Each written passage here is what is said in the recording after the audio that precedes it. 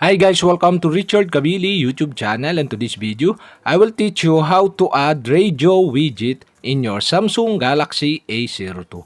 And okay guys, but before we start, kindly subscribe to my YouTube channel by pressing the subscribe button and the bell to notify you if I have new videos. Okay guys, let's start.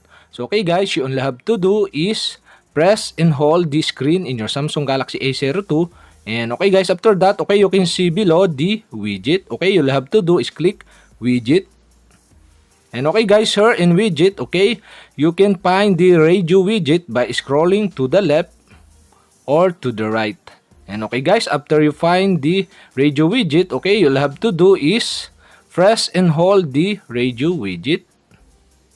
And okay guys, now you can set the position of your radio widget on your screen in Samsung Galaxy A02.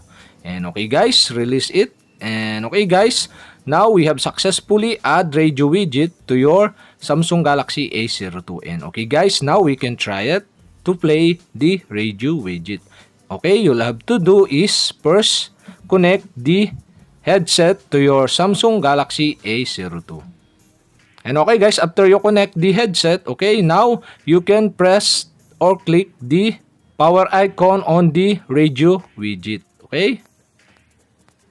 And okay guys, now your radio is searching the station. And okay guys, we have successfully add radio widget to your Samsung Galaxy A02. And okay guys, that's it. And if you have a question, kindly comment below.